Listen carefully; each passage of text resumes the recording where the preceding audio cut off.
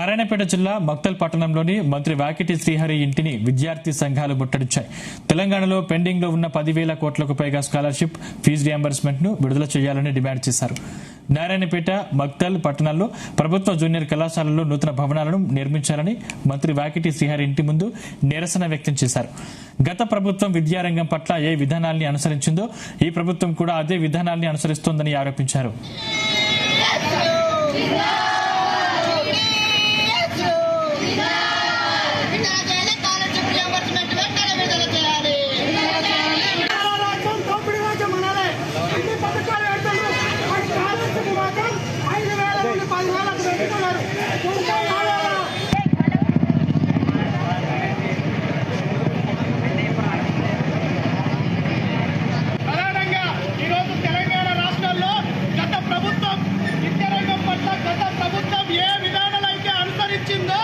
ఈ ప్రభుత్వం కూడా అదే విధానాలు అనుసరిస్తున్నటువంటి పరిస్థితి ఈ తెలంగాణ రాష్ట్రంలో ఉంది.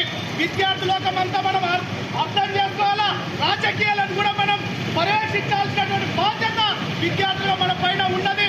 ఒకటే గుర్తుపెట్టుకోవాలా, ఈరోజు మన కాన్స్టిట్యూన్సీలో గెలిచినటువంటి ఎమ్మెల్యేలు, మన దగ్గర గెలిచినటువంటి మంత్రులు, మన తల్లిదండ్రుల ఓట్లతో గెలిచినటువంటి ఎంపీలు, మన ఓట్లతో గెలిచినటువంటి ముఖ్యమంత్రి ఈరోజు ఏం